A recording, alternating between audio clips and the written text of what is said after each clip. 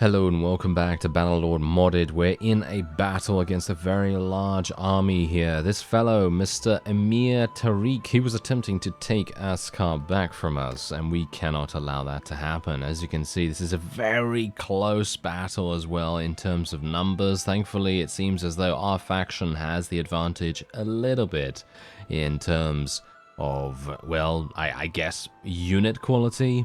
I suppose that's the only thing that it can really be, but otherwise, let's head in and see what we can do. I have my ultimate thruster at the ready, and of course, I do have my wonderful crossbow, only with 24 bolts though, of course, so that gives me a lot of forever annoyances, because I'm thinking to myself, I really want to shoot a whole bunch of enemies, because we have such a great crossbow skill now, but I'm obviously restricted by the amount of crossbow bolts I have available. So that's obviously a bit of a problem. I suppose if I wanted to change that around, I could basically use a two-handed polearm, which might be something that I want to do in the future if I feel confident enough to play without a shield. Oh yeah, someone actually said that I should probably get a new shield. Yeah, I should probably get a new shield. And that is true. I should definitely do that, because I'm thinking right now that my shield in the siege specifically, as you mentioned in your comment, that this is obviously the previous siege that we were in the episode before this one. We had a bit of a problem with our shield specifically. It tended to get destroyed very fast, and that's something that doesn't usually happen that often. Usually, my shield is pretty much untouched most of the time, so it's quite a bit annoying actually, because I really don't want to replace the shield. I think that the shield is fantastic in regards to its coverage of my character's body here, because obviously one of the main things that I really want a shield to do is actually protect the majority of my, well, hitbox, basically. I want it to, basically protect me from all angles, as many angles as we possibly can get. But as it stands, that is a little bit tricky to make happen most of the time. And yeah, well, we'll see what we can do after this. Anyway, I'm going to try and get a couple of chain kills, and by that I am obviously talking about couch lance chaining. Generally, that is what that's basically the term that I call having that ability go off, where you're actually able to continue the couch lance after getting the initial hit. And unfortunately, I'm not getting very lucky here with the activations at the moment, so I am having to reset. There we go. There's a chain right there. Unfortunately, not in the best possible timing, of course. But yeah, well, never mind. It is just a percentage chance. Yeah, there we go. That's what I'm talking about. That's the kind of chaining that I really want to see, and it really makes a huge difference to the overall effectiveness of my polearm. Oh, thank you. Thank you very much. Yes, he's calling me a bastard. How dare you? How dare you do such a thing? You imbecile. Get out of here. Thank you very much. Okay, so let's just try and see if I can maybe do some damage to these stragglers. Although my polearm skill I don't think is actually leveling up anymore. It seems like even though we're getting some pretty amazing damage done here, it's probably not going to result in anything spectacular. We're probably not going to be getting any more skill bonuses or anything like that. I think don't we have the maximum? No, I don't think we have the maximum. But I think we have the maximum focus points in polearms, don't we? I think we do. So that's kind of strange, but oh well, never mind. Okay, I just have to be very careful here though. Yeah, this is about time that I switch to my crossbow, I think. Let's see if I can do something here. Okay, so we don't yet have 275 in crossbows, so I'm hopeful that I will be able to do that. That guy actually survived that. I hit him in the shoulder for 102 damage and he survived. He must have had a perk that improved his HP beyond the maximum threshold of 100, so that's pretty interesting. But I'm just going to try and see if I can maybe do some damage, try and get a couple of kills from range here. Yes, nice headshot. Unfortunately, that was not enough to actually get me any skill up in crossbow at all. Very interesting. Very, very interesting indeed. Okay, come on now. Yes. There we are. More of that. Thank you very much. More of this. Thank you. I just need to get kills. Getting kills is the main way to level up your skills. Nice. There we go. Unfortunately, it is still not giving me very good skill ups here, although that's the thing. I have found in the past, obviously, if you're wanting to level up your riding skill, then riding at the fastest pace that you can is going to be the most efficient. But to level up your crossbow skill, it is much more efficient to get kills rather than riding fast, obviously. I mean, that makes no sense. To ride fast and that's going to get you a crossbow skill? No, of course not. So that's obviously not the way it works. But we're going to see what happens here, actually, because we seem to have a lot of... Yeah, okay, so what we're doing is we're kind of hanging back a little bit here because we're having to deal with a number of the enemy's cavalry, which are making themselves into a bit of a nuisance. So I'm going to see if I can maybe take them down. Maybe just a little bit.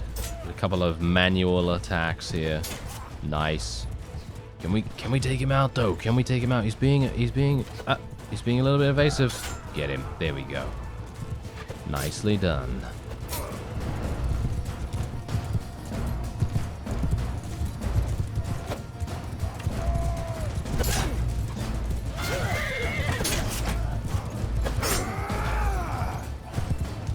And here we go. Another clash is about to occur. There we go. Nice, nice. Okay, so I'm going to try and get in with a wonderful couch lance here. Maybe we can get a little bit of a chain going. Nope, never mind. Okay, I got stopped, unfortunately.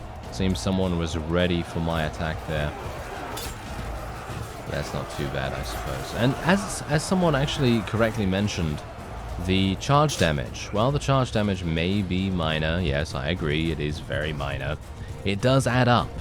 And in general, I feel like, yeah, that's actually very true. And that's a good point, because you brought that to my attention, actually, because when I'm thinking about charge damage, I think about single targets. But if you think about how much charge damage you're actually able to do against a multitude of enemies when you charge right into their lines, that makes a big difference, you know? Doing 10 damage or so to 5, 6, 7, 8, maybe even more enemies, you know, if you're lucky, then that's a significant amount that you're doing right there, which is pretty amazing. So we shouldn't really discount charge damage too much, but for me specifically, I very much just like to concentrate on the individual unit, and that's the reason why generally I say that charge damage is kind of disappointing. But I mean, from a realistic standpoint as well, if you think about realism in that case too, then you think, oh well, this guy is getting hit by a literal, well, almost a truck basically, because horses are very heavy and they're armored as well, and this one guy is getting hit by this massive juggernaut and he's not dead as a result, you know, or he's not taken significant damage either. So that's also something that I'm not sure if I agree with, but obviously you can get mods to change that. There are mods to change it around if you want to, but some of the time I would say that that does make the game very imbalanced, and that's another one of those times when I suppose it is probably not the best idea to be, you know, upholding the tenets of realism in that case, because if you do that, you're going to probably ruin your gameplay experience in many, many different ways, because if you're up against, let's say, a well-known adversary of ours, if you're up against the Crusade, for example, you're going to have a very harsh time indeed dealing with those guys when their horses are capable of dealing, I don't know, 20, 30 damage per charge, per unit. That's kind of insanity, you know. That's going to be way too difficult. And speaking of the Crusade, I'm actually going to show you exactly what's going on with them after this, because I really want to show you their combat strength. I think it might be surprising to some of you. It might be. I'm not entirely sure, because I think that whenever I've shown a map overview, some of you have been noting just how different it actually looks in comparison to many times before, when I have been at this exact point in time in the campaign. And yeah, it might be kind of interesting to you. Anyway, let's let these people go for the most part. I'm going to continue trying to rectify the situation that I've dug my own grave, so to speak. This guy does have something. Yeah, as you can see, he has a Jamia Castle. Personally, I don't really care about castles too much, but I'm going to let him go nevertheless, because that's going to increase our relation in general, and you never know, maybe we'll be able to do some kind of bartering with the guy. Even if we're not, then so be it. Anyway, let's move on. I actually have no space for prisoners as far as I'm aware. That's the reason why I didn't take any people.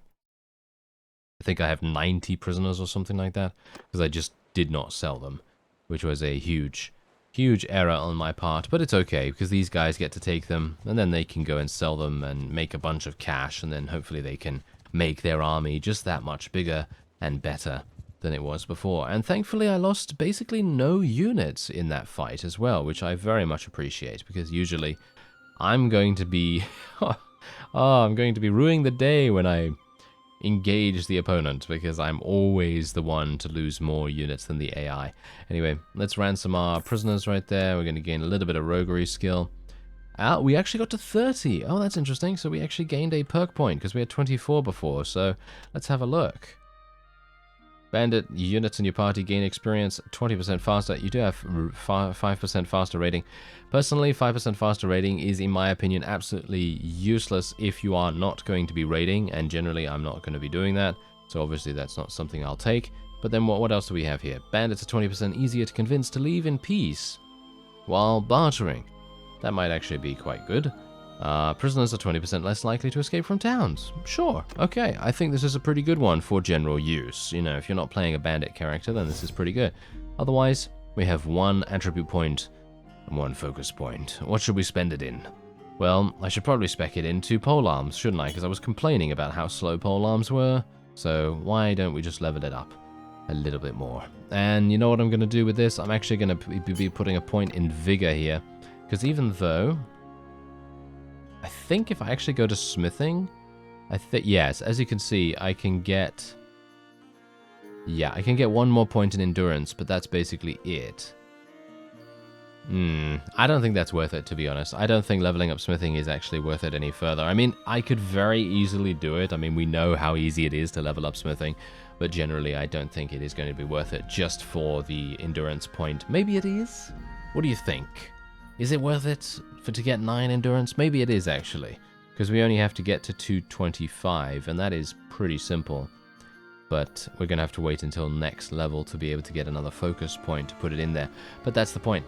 Is it a waste to put that focus point in there? Well, probably yes, because otherwise I would not be able to level up my polearms as fast, and we're almost at 275, so that's going to be pretty fun to see. Otherwise, I was actually on my way to Liberatus, because I actually wanted to go there to take out a couple of units for my army and then go on the offensive. And Asgard then became under siege, and then I, well, had to turn back. So, yeah, but we did get a pretty cool fight on our hands, and we had a lot of fun, and that worked out very nicely. Oh, hello there. These what? Look at this. What's actually going on with these guys? They've been taken prisoner by Unkid. Well, where is Unkid? Let's actually just take a quick look. No, his name is not Uknid. It is Unkid. Thank you very much. Okay, so let's have a look. Where is he? Last seen near this place. Well, where's that? Oh, I own this, apparently. Ah, right here. Okay, so they were literally right there. He's going to try and take this, isn't he? Well, we are almost at Liberatus, so if he does decide to besiege Askar, then that is just what he's going to do, and I can't really stop him anyway. So, let's go into the garrison here. Let's see what we can do. Alright, so this is my current army. Obviously, as you can see, it's pretty, well, it's not really all over the place or anything, but it's not particularly great. And I guess I'm just going to take some tier 6, tier 4 units. Actually, tier 6? We don't have any tier 6s, do we? No, we just have tier 5s.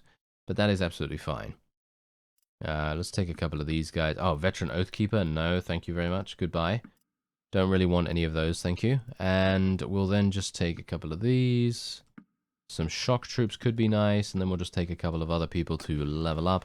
And then we'll move on over into the trade screen, because I do want to sell a bunch of stuff. So let's get this sold. Generally, I found that my marketplace in Liberatus is not very good in regards to how many, how much cash we actually have available there, which is kind of a bit disappointing, but, you know, can't really say much about it, unfortunately, because Sanala is the place where you want to go if you want to make a lot of money from selling loot and things like that. But yeah, obviously we just passed by there because we're in a bit of a rush at the moment. So let's just buy some beer, buy some oil and things, buy some grapes, meat, cheese, butter, olives, all that stuff.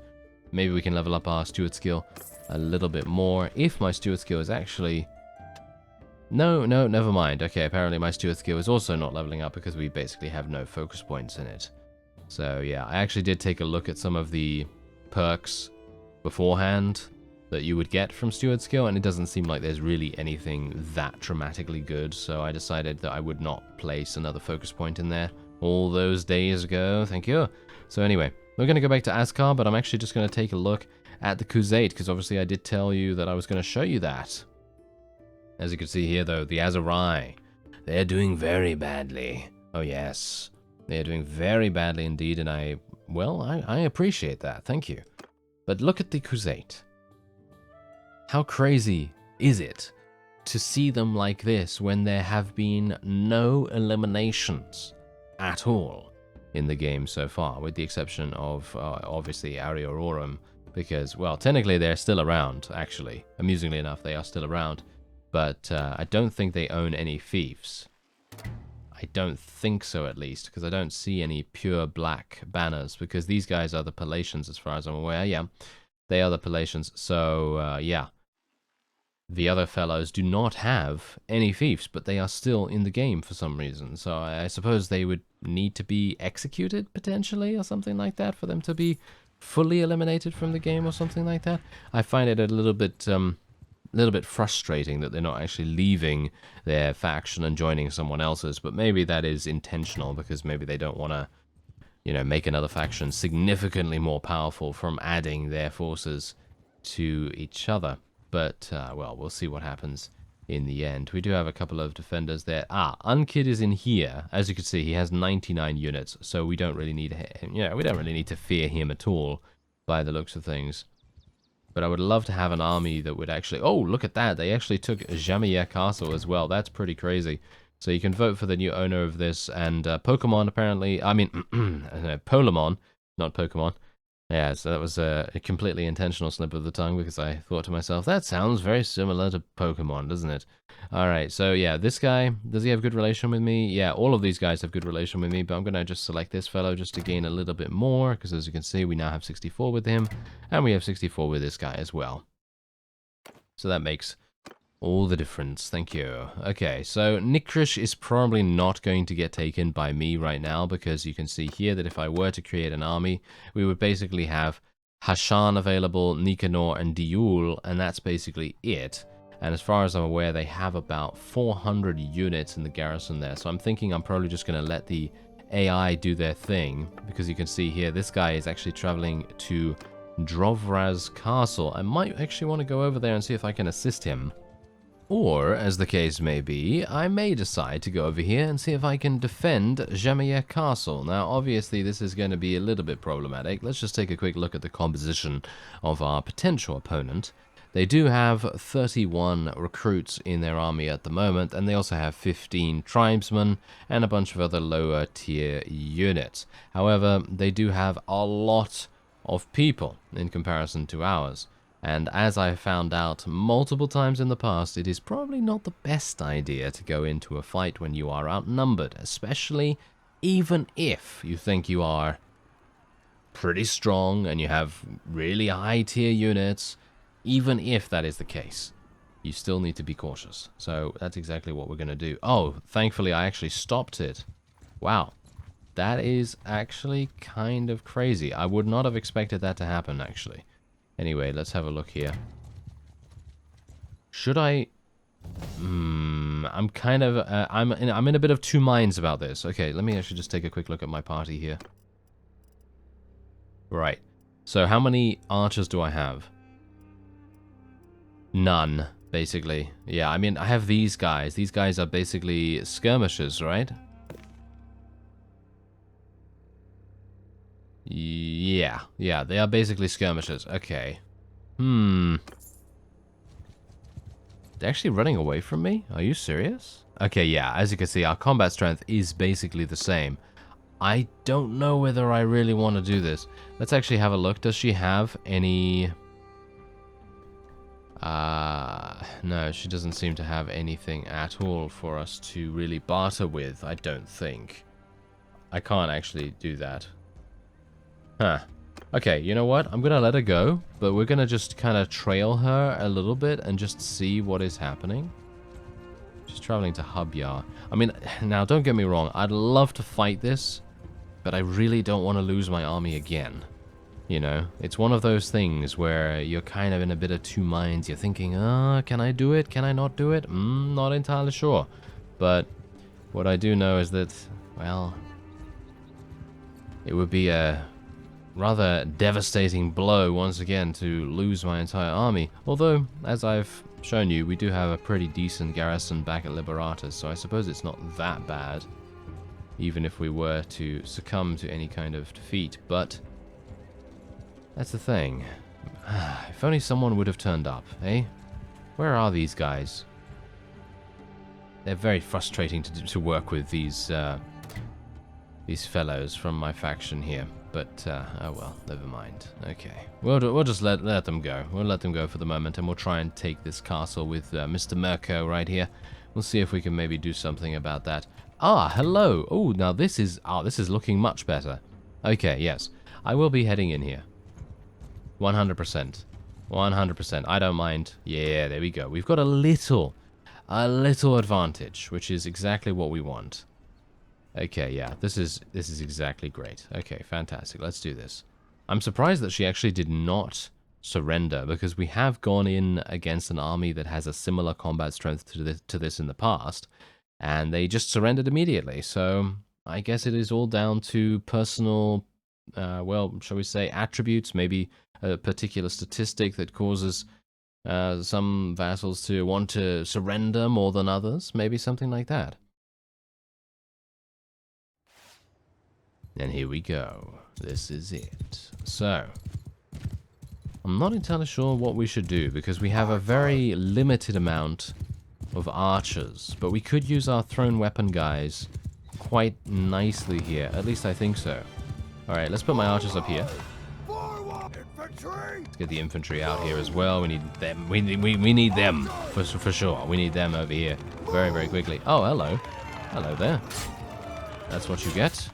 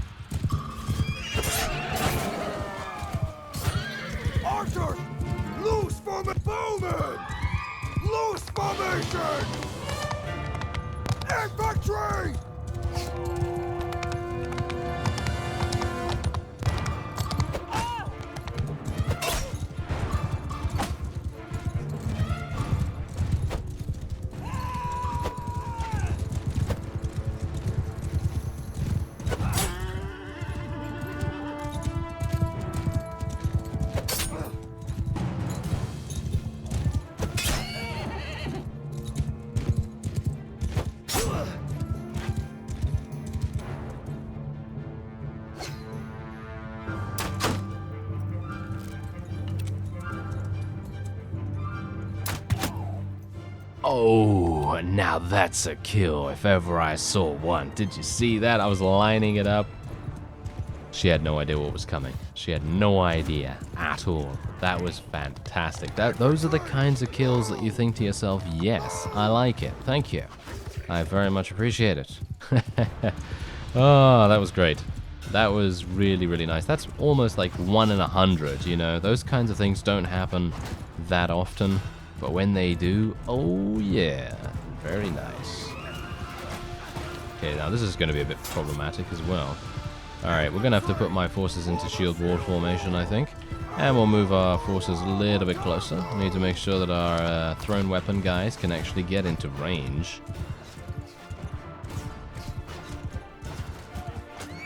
Okay, this is bad. Hello there. Thank you for only hitting me with a work hammer. Your skull!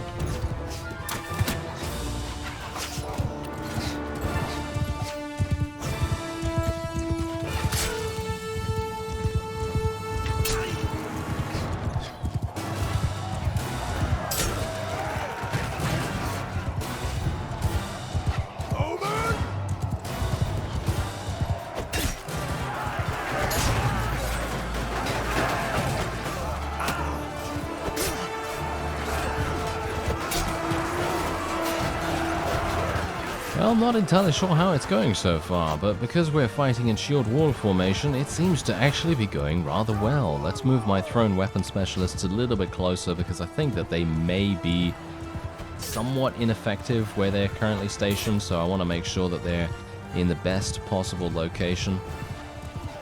Because if any cavalry get past our shield wall, I would love to be able to have them get killed immediately by the thrown weapon guys.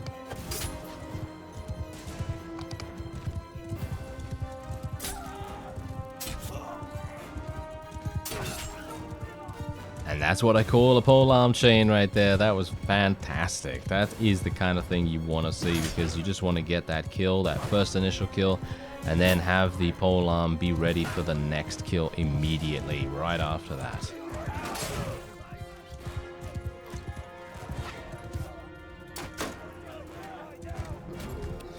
And we have literally absolutely destroyed the opponent in every single way. Wow. Okay, I believe that's it, so let's tell them to charge. Let's tell our forces just to charge in. I'm actually kind of surprised that we have not received the surrender notification, or shall we say the retreat from the opponent, because we are killing a bunch.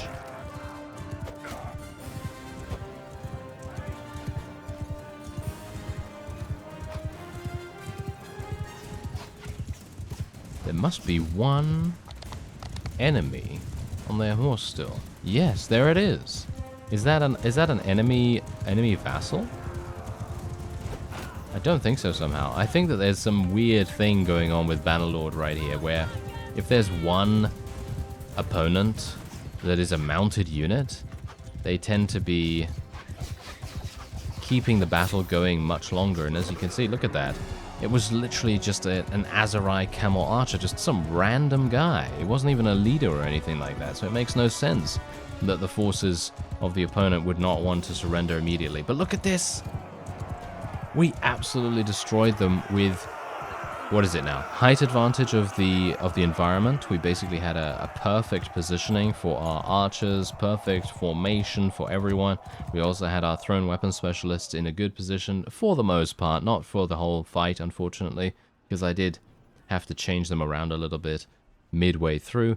And of course, we did have some very good infantry shield wall going on, and it basically completely nullified any kind of offense that the enemy wanted to perform.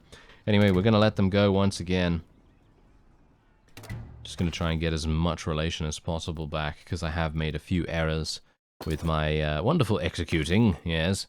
And I definitely don't want to get taken prisoner by these guys, and then for them to, you know, perform a little bit of execution on me. That would not be too pleasant. But I think as a result of that particular army defeat, the Azurai will most likely be declaring war. Actually, not declaring war. Really? They're already at war. Are you serious? Come on, me. Stick with the program. Yes, stick with the program. Thank you very much. But yes, anyway, they're probably going to be declaring peace, is what I wanted to say.